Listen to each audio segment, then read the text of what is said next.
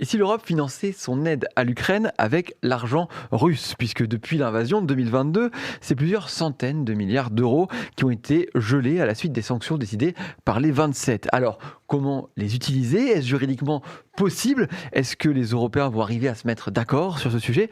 Ce sont les questions que nous allons poser à Florentin Collomb, journaliste au service international du Figaro et correspondant à Bruxelles. Bonsoir Florentin.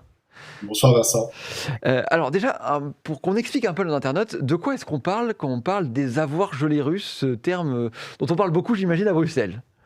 Oui, oui. Alors, ce sont essentiellement des avoirs financiers, donc des placements, des obligations qui étaient détenus par la Banque centrale russe et qui étaient placés dans différentes banques ou établissements financiers en Europe. En tout, on parle de un peu plus de 200 milliards d'euros, 210 milliards d'euros qui sont répartis en Europe et dont la plus grande majorité est déposée au sein de l'établissement Euroclear, qui est un établissement de gestion financière qui est basé à Mhm. Bruxelles. C'est pour ça qu'on parle beaucoup de la Belgique dans ce dispositif, parce que 90% de ces avoirs russes sont donc détenus en Belgique au sein de la société Euroclear.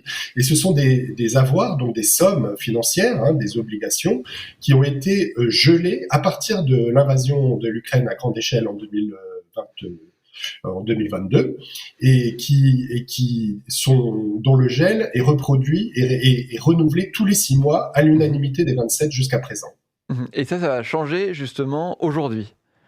Oui, aujourd'hui, les 27 votent sur une décision qui a été proposée ces derniers jours de recourir à un article des traités européens, l'article 122, pour être technique, qui invoque une urgence économique et qui va permettre de prolonger ce gel des avoirs russes indéfiniment, c'est-à-dire au moins jusqu'à la fin de la guerre, afin de pouvoir les utiliser pour financer l'aide à l'Ukraine, sans le risque que, à tout moment ou tous les 6 mois, le gel de ces actifs soit levé, auquel cas il faudrait les libérer, c'est-à-dire pouvoir les rembourser à la Russie. Et le Premier ministre hongrois pro-russe a utilisé de son droit de veto de nombreuses fois au moment du renouvellement de ces sanctions. Il avait toujours fini par par voter pour, mais en faisant du chantage auprès de ses homologues, en réclamant des compensations et en agitant toujours le fait que ça n'allait pas dans le sens de ce que souhaitait Moscou ou de la paix en Ukraine. Et cette fois, donc, il est mis un petit peu à l'écart puisque c'est un vote à la majorité et non pas à Mhm. l'unanimité qui a permis de geler ces actifs de façon indéterminée. Alors, récupérer ces actifs, ça a l'air facile comme ça, on comprend bien l'idée, mais il y a une question juridique qui se pose derrière. Est-ce que l'Europe a le droit de le faire finalement? En fait, il y a beaucoup de questions juridiques qui se posent et on est vraiment à la frontière, dans les marges du droit et de la finance.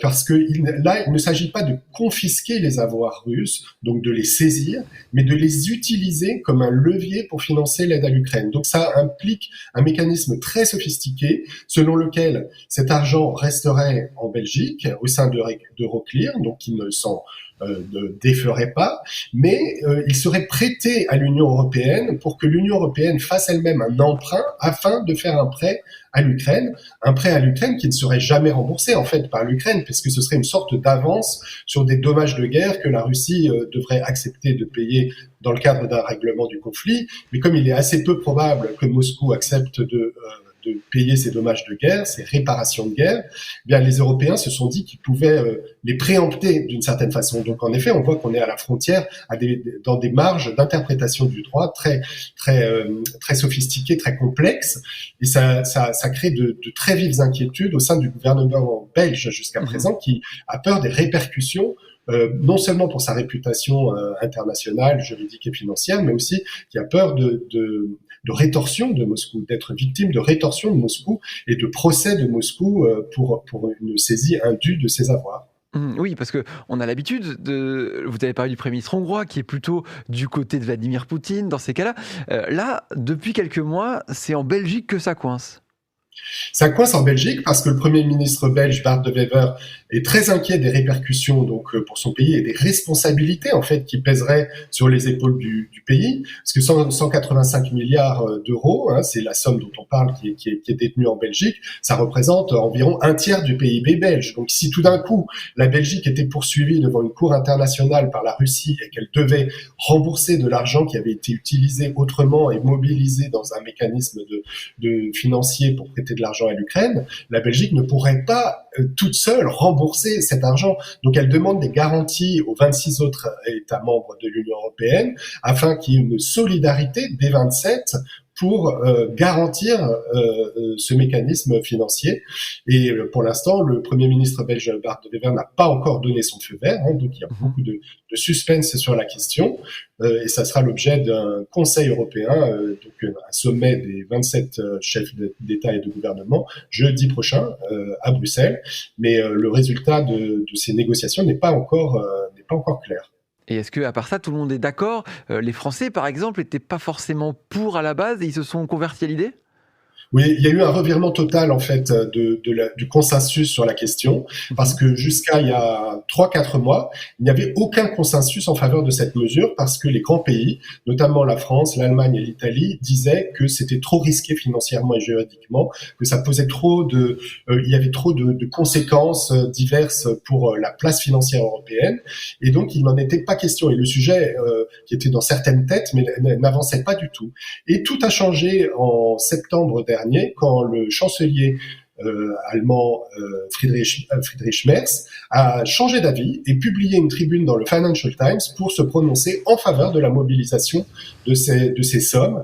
Et il a été rejoint par la majorité des États membres, la France aussi, qui avait encore quelques réticences. L'Italie reste assez prudente sur la question, mais reconnaît en fait le consensus aujourd'hui, c'est qu'il n'y a plus d'argent dans les caisses des États européens, il n'y a plus d'argent dans les caisses de l'Union européenne après 3 ans d'aide, plus de 3 ans d'aide à la guerre en Ukraine, de soutien à la guerre en Ukraine. Hein. En fait, les Européens ont collectivement financé plus de 190 milliards d'aides civiles et militaires à l'Ukraine, et aujourd'hui les caisses sont vides.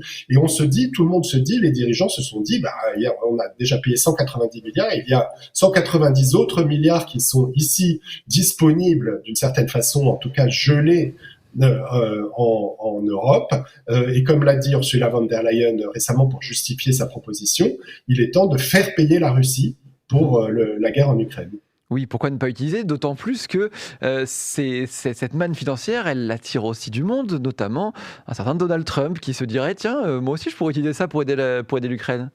Oui, d'ailleurs, les négociations se sont beaucoup accélérées ces derniers jours, ces dernières semaines, depuis la présentation du soi-disant plan de paix en 28 points de Donald Trump, Moscou et Washington, en fait, qui avait été rédigé plutôt à Moscou et avalisé par Washington, dans lequel plusieurs articles, notamment l'article 14, mentionnaient que ces sommes seraient utilisées par les États-Unis pour financer la reconstruction de l'Ukraine, ou est mis dans un véhicule financier russo-américain, donc en fait reviendrait à la Russie, et par-dessus le marché, le plan en 28 points réclamait que les Européens rajoutent 100 milliards d'euros de leur poche au pot. Alors là, les Européens se sont dit qu'il était hors de question de se faire saisir des avoirs qui sont sur leur territoire, parce que les Américains aussi ont des avoirs russes gelés, mais ça représente à peu près 5 milliards à comparer aux 200 milliards qu'on a en Europe.